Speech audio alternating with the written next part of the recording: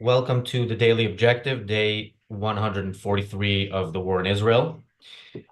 So, um, it's become almost a running, not almost, it's become a kind of running joke how frequently we mention Owen Jones on this channel, on this show, and by we, I mean it's mostly me. We even have the Owen Jones tip jar, which the producer started and has preemptively tipped because he knew we would be talking about it. But really, the reason I mention Owen Jones frequently and look at him as a symbol of the problem, and the problem specifically in this context of the war is because of how the sinister nature of the content. You just need to go on his Twitter or look at his YouTube channel and see what a pro-Palestinian propagandist he is.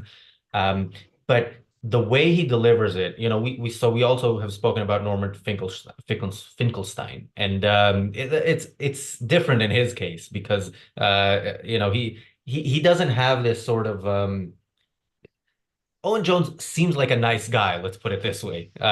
Norman Finkelstein does not seem like a nice guy at any point when you watch him. But what exactly it is that Owen Jones does, and the fact that he seems like a nice guy, and the fact that he uses moralistic language all the time, I think is super important. And we're gonna spend the next 27 minutes or so going into some of what he does. He does a lot of this. So Morgan, before we jump into specifics, how's it going, and what are your initial thoughts about Owen Jones?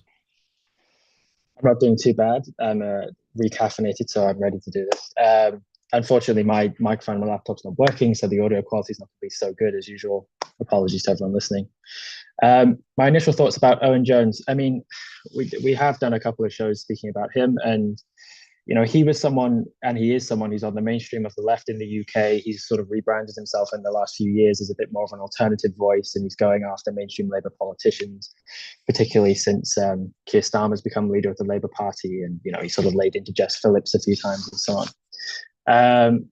But with his Gaza coverage, I think you've really seen the way in which he's laying into like that a kind of hardcore version of his own ideology or his own side, in a way that he seems much less nice than I would have said before. So I know you said he's a nice guy, but I think his coverage I didn't say he's belies. a nice guy. I said he seems like a nice guy. Okay, okay, um, and I think his Gaza coverage or his Israel coverage, whatever, belies that some of the ideas he holds are very much not nice and very much, even though he uses moralistic language, and that's telling and interesting, and maybe we'll talk about that. And I think it belies the fact that actually justice very much is not really what he's concerned with, or he's coming at it from such a different perspective from us that when he's making moral claims, it sounds decontextualized and strange, and it takes a lot of effort to actually see this perspective he's coming from. Although in a sense, he's coming from a very conventional perspective as well. Yeah, and so let's jump right into some specifics with Owen Jones. By the way, so as I mentioned elsewhere, I spent hours yesterday watching Owen Jones's stuff. It's not a pleasant experience, but an important one. And there's things he does, like the use of the word genocide in one of those videos. Now, we don't have Mm-hmm. a large enough research department to I would have had somebody go through and count the number of times he uses the word genocide, but I think it's well north of one per minute on average in at least one of those videos. There's also something he does, which is he repeats the Hamas numbers on every single video, at least that I saw. There is not a video where he does not repeat Hamas death toll numbers. Now, it's important to remember Owen Jones, pays lip service to condemning October 7th. He said it's atrocities and so on, and we'll get a bit more into the interesting way in which he does that. Um, but yeah, he does that. He always frames that within within what he really thinks. And to say Hamas committed atrocities on October 7th, and then to repeat their numbers, to repeat their data, to repeat their propaganda which is put out there only for the purpose of people like Owen Jones repeating it. And like you said, he is prominent. You know, we're talking about him not just because of the content of what he said, but the fact that he's prominent, the fact that he's prominent, he's mainstream. We're not. We're very fringe, and we're defending decency and civilization against savagery. This is something that, if Western civilization is going to survive, we need to really look at people like Owen Jones, what they do, how they do what they do, and not let them get away with that. And uh, so before I go to you, there's one other thing that I remember, and I think we mentioned this when we did a show about how Palestinian propaganda works. There was one time earlier on in the war when the use of the word genocide was already was widespread, but not nowhere near as widespread as now. I don't think Owen Jones back then was using it more than once a minute in videos. And he says at some point, look, here's something that a UN expert on genocide said, and look, don't take my word for it. This is an expert, a UN expert, and of course, anybody who looks at the UN, what it is as a whole, what it is in relation to Israel, would know that a UN expert would use any opportunity to accuse Israel of genocide. So he knows his role within that the propaganda machine, and plays it very well, and brings you the facts, brings you the experts that he wants you to know and to hear the facts as presented by Hamas, and yeah, and if you're not with him, you are on the wrong side of things. So yeah. Well, well, he understands enough of this to understand that given that violence is being used, um, if you're not actively involved in opposing it from one side or the other, then in a sense you're defaulting to the other side. Now he's coming at that from a different perspective from what we are, but since he understands that, this is one of the first building blocks into understanding that what he's doing is not just mistaken, but there's immorality going on here. And for someone like him, I don't think he's an evader whole scale, or he's evading the facts all the time. That's a very difficult thing for someone to do. But just a few well-placed evasions here and there, like a recipe, just a pinch of salt, just a pinch of evasion at the right points, means you can evade a lot of the really important facts and interpretations that you would have to come to if what you were really concerned with was ending the cycle of violence and the conflict, which is what he claims that he really is in favor of. And yet you couldn't actually say or do some of the things that he's doing if that was actually the first priority, if that was the priority that was in the forefront of your mind. And so decontextualizing and evading is one of the first things I think people should notice in his output covering the war. Yeah, I want to quickly thank our super chatters. Daniel, I think I mentioned the tip jar, but thank you again. Daniel, another Daniel, thank you. Thank you, Bonnie. Thank you, Jonathan. And thank you, Apollo Zeus. So I don't remember, because we do a lot of shows. I don't remember if we did I think we may have done a specific show about the video where Owen Jones talks about how he saw the video that the IDF did. We did do a whole show about that, right? Yes, yeah, we did. And yeah, that was another place where he pays lip service to, what Hamas did is atrocities.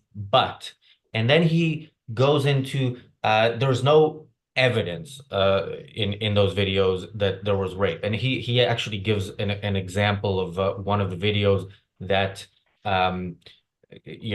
would perhaps be considered evidence, which is a woman who was burned and who was without underwear. And he said, well, this is not evidence, and so on. And you could try to look at it from one perspective and say, all right, maybe he's super meticulous. He really wants he wants to know that something is actually the case before he accuses anyone. But then we have to look at how he presents what comes out of the Palestinian side. So a couple of days ago, recently, there were reports by the UN that the US has said, the evidence isn't there, but the UN has reported that there have been cases of rape of Palestinian women who were detained by the IDF, and two women were raped. And so, Owen Jones, of course, talks about this. He dedicated a whole video to this, which we both watched, and we'll talk about more because that video that is something special. But uh, yeah, there's not much questioning there. There's also not much questioning about what that means within the context of a society. So if an IDF soldier, there's tens of thousands of them, or were tens of thousands of them in Gaza, it's possible that somebody, would do something like that. If that happens, what happens in Israel is, you get put on trial and you go to prison. As a Palestinian, if you rape an Israeli Jewish woman, you get money from the government. This is their welfare system. We've spoken about that on this show as well. This is something that we in the West actually pay for because we fund the Palestinian Authority, and the Palestinian Authority has the Martyrs Fund, and terrorists get rewarded. So for the Palestinians who Owen Jones supports, this is such a built-in part of their society and their culture. Like, this is something that is good. That is good according to the culture, and you have to do it or to support it when it happens. Whereas in Israel, it is rejected as it is in every Western country. And yeah, we can go into the details of the denial of the sexual assault on Israeli women on October 7th, and I think we will. But yeah, your thoughts on that. So, well, a couple of things. One, that when people are thinking about this, about sexual crimes involved in the conflict on October 7th or in this report against Israeli soldiers, one thing that should be informing you in the context of how these things will be dealt is kind of what you were getting at, is that Israel is a beacon in the region of rights for women and of the protection of women against sexual assault. If you look at Jordan, Saudi Arabia, UAE, Qatar, all of these countries, women are treated horrendously and cannot freely choose the life that they want to live. Whereas in Israel, they really can, and there really are meaningful protections, not just lip service, to the protections of women against sexual assault and to live the kind of lives that they want. There aren't honor killings in Israel, that women aren't punished when they report rape as they are in some of these other countries. So as you say, these claims against Israeli soldiers should be taken very seriously, and they will be by the IDF, by the Israeli government, and they will be punished for having done something evil. And as you say, Hamas will reward their soldiers because rape for Hamas is a legitimate method of war in their mind. And some of the reports that we saw coming out was not just that rape was used, but that the Hamas fighters very clearly enjoyed mutilating the bodies of the victim. There was a grenade that was found placed inside the vagina of one of these women in reports which are just too horrendous to really fully contemplate. So that's important for people to keep in mind. And also something that should strike people in the context more widely of how people are talking about the conflict, not just with Owen Jones, is when you see somebody adopt a very high epistemic standard compared to what they might normally do, because that's a way that people can push things out of mind. So I haven't rewatched that video since we did the video on it last time, but Owen Jones, in it says it's very important for him, having gone and watched the video from the Israeli government, he needs to adopt high journalistic integrity, high journalistic standards for what the evidence presents and what it doesn't. Now, it isn't like I'm criticizing for having high standards for what actually counts as evidence or high journalistic standards. But when he's reporting, for example, on sexism in the West, which there is a legitimate problem of, and people should talk about, and there are people who are tribal the other way and denying it, I do not think he would have as high standards as he showed in that video. So he was saying things about the image of the woman who had had her trousers removed. And as I remember, I might be misspeaking it, but as I remember, his point was saying that, look, rape isn't shown in this image, so therefore it doesn't count as evidence. And that is adopting such a high standard of evidence that, in effect, you would just need to see a video or an image of the rape happening in order to entertain that claim at all. And that is a much higher standard than I think he applies in other areas. And in so doing, what he's able to do is to really push out the consequences of actually understanding that that's what he's being shown. and that's something that people do all the time when they're thinking tribally. I think that's something that's going on with him as well.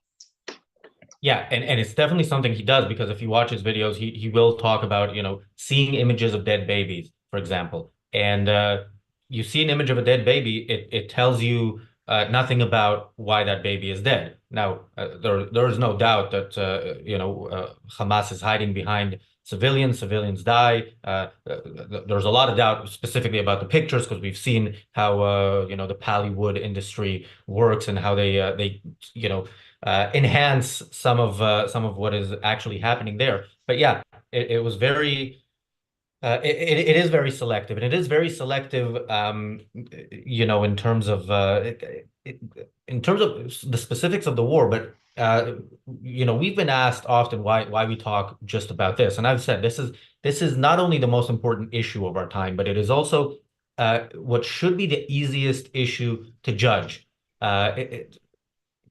Of any issue in politics and culture today, there's nothing as clear cut as this. And it's not clear cut because of Israel, by the way, because Israel's a mixed bag.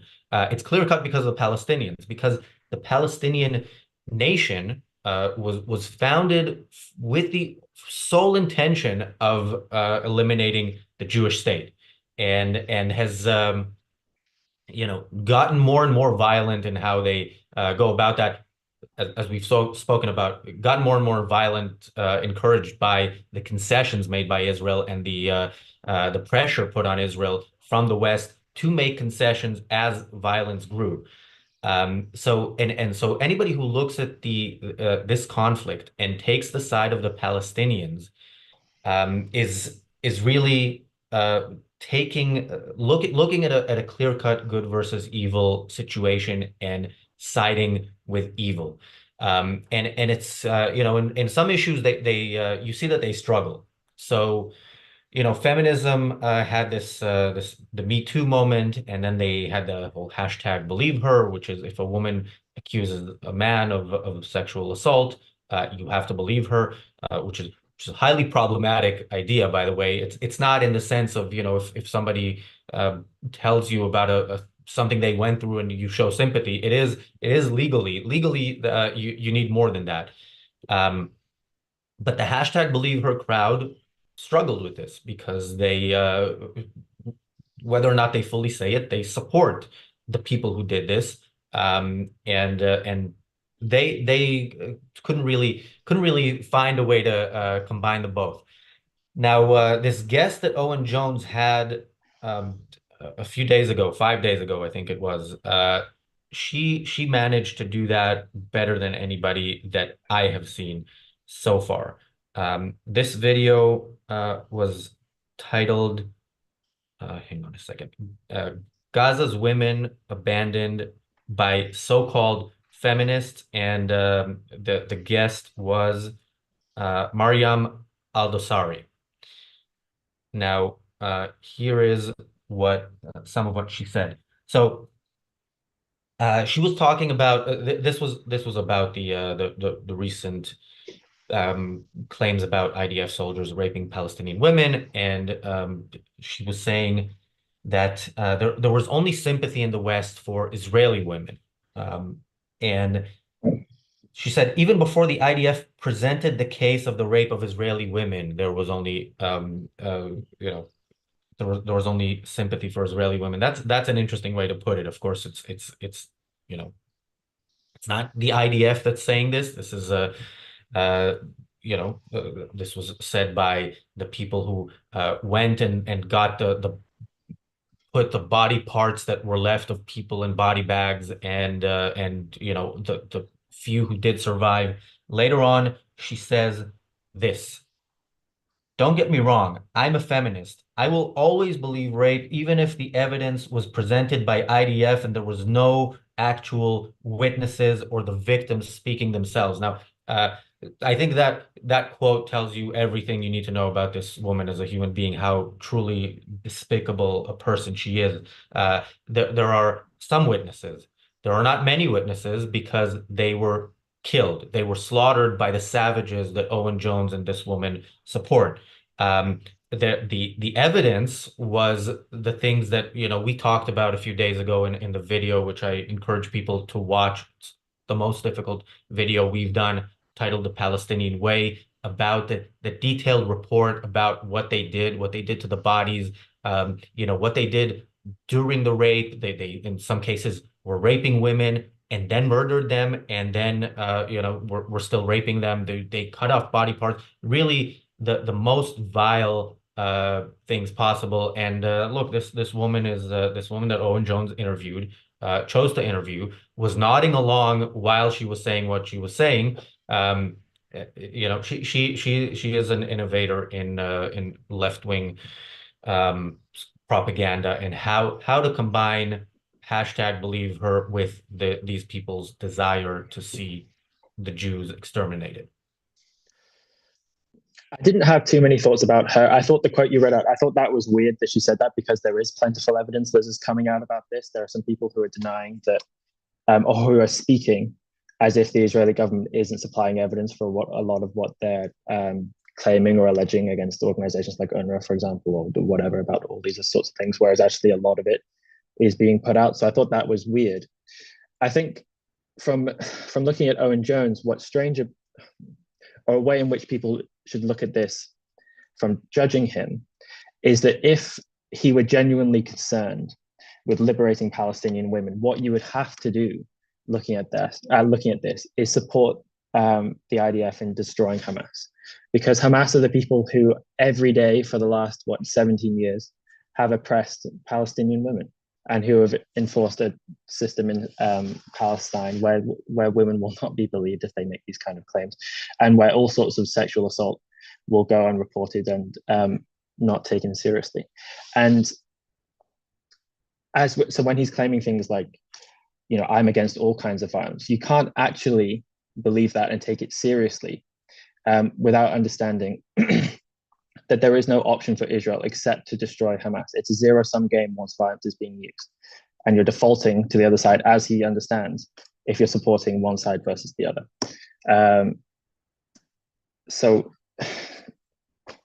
he isn't actually genuinely, I think, seriously against violence, full stop, if what he's saying is not that Israel needs to go in and destroy Hamas wholesale. And he's not actually seriously against the liberation of women in Gaza, if that's what he's not in favor for as well. Yeah, of course not. And of course, yeah, Palestinian society, as you mentioned, you mentioned the different countries in the Middle East. Yeah, there is one country in the Middle East where women are treated as human beings equal to men, and that is Israel. So we've spoken about how in Dubai there have been cases of women, Western women, who had been raped, had gone to the police to report that they had been raped, and were arrested because they had sex outside of wedlock, which is illegal even if you do not consent to it. And Dubai is one of the better countries in the Middle East. That's one of the better places, in terms of Westerns being there.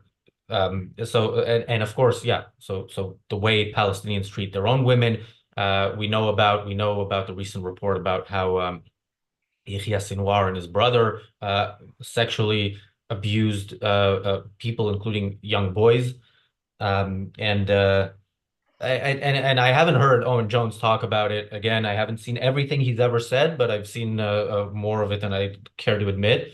And when something comes up like this woman who he had on said, this is IDF data, this is IDF reporting that women were raped. There is never, when Owen Jones repeats the numbers on a daily basis, again, on every single show, he repeats Hamas's number. He never says these are Hamas numbers. Now he doesn't just not say these are the numbers of, that were given to us by the people who committed the, well, not rape because he doesn't have any evidence, but the atrocities of October 7th.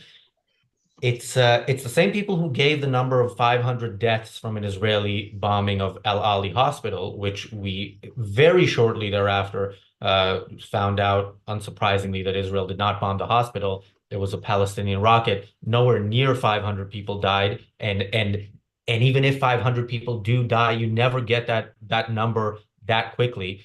But the reason that number went out that quickly is because Hamas knows that out there are the Owen Joneses, there are the Jeremy Corbyns. We've spoken about Jeremy Corbyn's tweet from October 7th, which last I checked was maybe a month ago. It was still up. Maybe he's since removed it, blaming Israel for that bombing. So Hamas needs to say it once. They're fine with the actual truth coming out later. They need to say it once, and then it's out there, and then Israel did it, and then anybody else who when you have the actual information, anybody who hears that will say this is IDF propaganda. Uh, And yeah, that just quickly, that what you mentioned there about him parroting the Hamas health ministry numbers is an example of that kind of thing I was saying before about selectivity of higher epistemic standards. He doesn't, whenever he parrots those numbers, he's not critically evaluating them. Look, this is the number that's coming out. How should we think about it? Is this going to be exaggerating the numbers and so on? He parrots them just straight to his audience. And he isn't adopting the high standard that he adopted when he was shown the videos and the photos by the Israeli government. And so that's an example of that same selectivity which is going on here. And it should twig to people that that's something strange. And why is he doing that? Why has it either not occurred to him that he should critically interrogate those numbers, or that he shouldn't be parroting them at all? yeah. Look, there's a lot more to say. We only have a few minutes left. I kind of wanted to touch. I'm not sure we can go into this much, but I wanted to touch on the fact that Owen Jones, supports.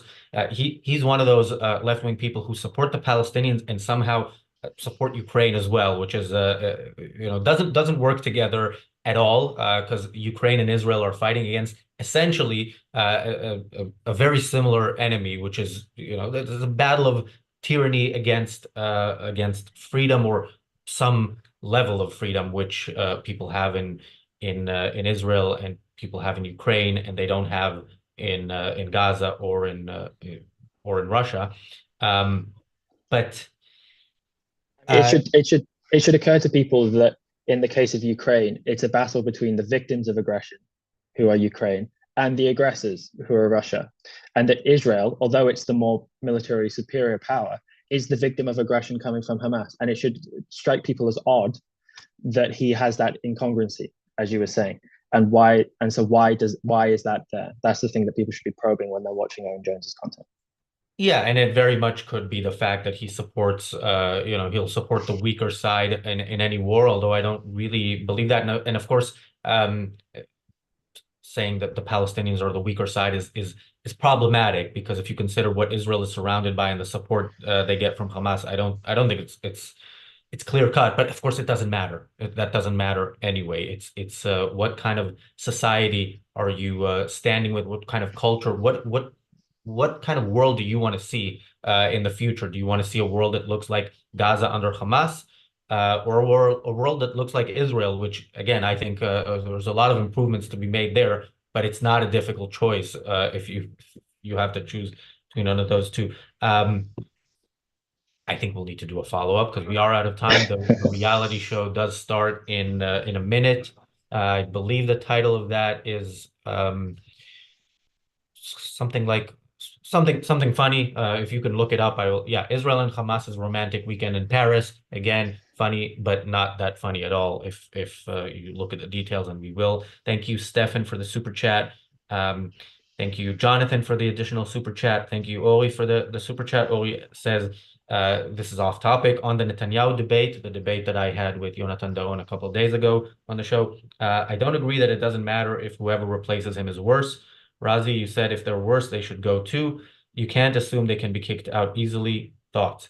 No, they can't be kicked out easily, as we see from the absolute worst, who's Netanyahu. He can't be kicked out at all, no matter what happens. Even if something like October 7th happens and doesn't get a proper military response, he's still there. It does matter. It doesn't matter in the context of Netanyahu. Of course, it matters if whoever is there is better or worse. It matters in the sense that you want somebody good. It doesn't matter in the sense that Netanyahu does not deserve to be there. It's bad for Israel that he's there, and it kind of it sends a message that uh, results have nothing to do with whether or not you can hold on to your seat as prime minister. So, um, yeah, that is what I have to say on that. I kind of think, yeah, all right, we have a show every single day. We can talk about Owen Jones again. Morgan, we are running late for the reality show, but if you do have any final thoughts on Owen Jones, or final thing Um, that would be. that's that.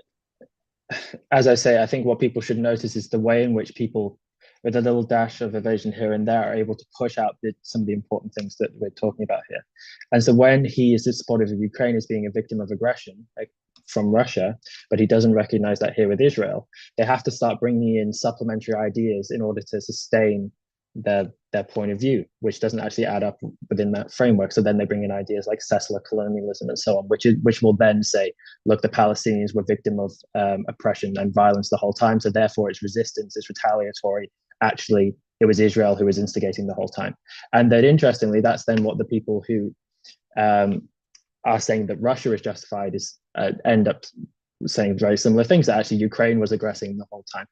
And people should just be looking for these inconsistencies. And that's why it's not just the case with Owen Jones that he's mistaken, but there's actually immorality that's going on here. Yeah. All right. We will mention Owen Jones frequently in every day pretty much, and we will talk about him some more because I think we haven't gone through even part of it. And I'm sure something one of his future videos will be worth its own episode, but we are late for the reality show that is coming up in about a minute and a half after we go off the air here. Thank you for joining me, Morgan. Thanks everybody for watching. If you like this content and think it is of value, please share it, like it, and if you're not subscribed to the channel, subscribe. Thanks, and we'll see you all in a minute. Bye. See you later.